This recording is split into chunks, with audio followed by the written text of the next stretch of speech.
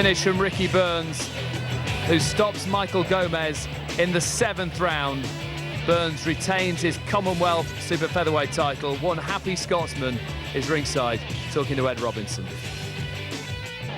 Well, Ricky, a dramatic 7th round win over Michael Gomez. How pleased are you with that performance? I'm very pleased. I felt as if all tactics were going in there. I felt the ref was a wee bit harsh saying I was holding and things like that because he was ducking his head down quite low. First of all, I'd like to say a big thanks to all my training camp, to my conditioning coach John McGuinness, who's unable to be here. Big shout out to the 700 fans that came for Coatbridge and Airdrie. Honestly, what a support I've got. Tell us what your tactics were and how they worked. Basically, I knew my style of boxing. I'm a lot faster than Gomez, so we were trying to work on that. But Gomez, as we obviously knew, he's really strong inside. Now and again, I was doing a bit of holding, but some of the time I wasn't. But at the end of the day, I got a stoppage win, and that's what I needed. There was a lot of bad blood beforehand in the build-up. Did he win your respect in the end? Do you know, and he did win my respect in the end. I just take it that Michael Gomez, he does that for his fans. When I was speaking to his trainers after the fight, he said the trainers told me, he says that he wishes he didn't have to do it because I'm such a nice guy, but at the end of the day, that's what he's good at doing. What or who do you want next? Kevin Mitchell, Roman Martinez. The British champion? British champion or the world champion, Roman Martinez. I'd fight him, no problem. Either or of them, I'm willing and ready to go as soon as I come out of that fight unscraped. I'm good to go the end of May, start of June. Well done tonight. Thanks very much. Off he goes to celebrate with over 600 mates that he brought along. Jim Watt, that was a very exciting, very watchable fight. A tremendous fight, and I think Ricky Burns grew into a man tonight.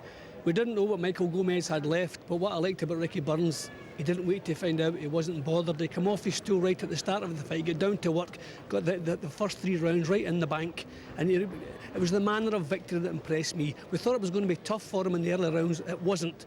It wasn't. He dominated, dictated, went in with a plan, executed the plan, and never deviated from it. Started so comfortably and confidently. I was worried that he would think that Gomez is going to be at his best in the early rounds, and he'd be worried about that, but he didn't. He engaged Gomez straight away, used the movement, and you would confuse Gomez. Gomez is no good against a mover. He's a pressure fighter who likes to let the punches flow. You can't do that against a mover. And he's full of surprises, Gomez. In the 5th round, when we thought he would be finished, this is when he started creating problems. The points deduction there. I wasn't surprised. I thought Howard Foster was on his case very early. I could see a points deduction coming, a little bit harsh, but I could see it coming. But when Gomez was showing his best form, the mark of a champion is when you respond. You don't look to hide, you don't look to take a little breather. You meet him head on, and that's exactly what Burns did here. Gomez was showing his best form of the fight, but Burns raised the pace, put the accelerator to the floor, completely took the fight away from him. And here the stoppage was timed perfectly because Gomez, who gives everything in every fight, had simply given everything again, had nothing left, and no complaints. For a change, no complaints from Michael Gomez. Usually when he stopped, he complains, but you can see this time he didn't have a complaint. I think he knew he'd given what he had, and he was beaten. Where does he go from here? Well, he's already said himself what his plans are, and he talked about Kevin Mitchell. That is a fight that can be made no problem as far as promotional deals are concerned. That would be a great match, and he's on a roll now. He has a name on his record. He'll feel like a champion now. And as I say, the manner of victory is what impressed me.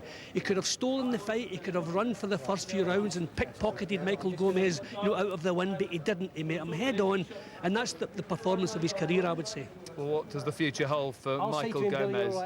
He's behind the scenes talking to Ed Robinson. Well, Michael, did he simply lose to the better man tonight? Yeah, well, what it was, I just think he beat an old Michael Gomez, the snap's been going for a while. It's just tonight I realised myself, I was taking a knee. I don't think it should have been stopped. I'm not going to moan him.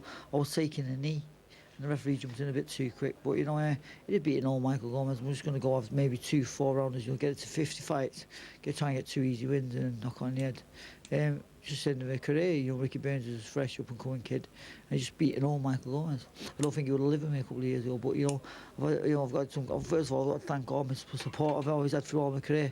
A lot of travel down there, and a lot of support. I've got, thank Eddie Beattie and Pat Galula, my sponsors who looked after me all the way through.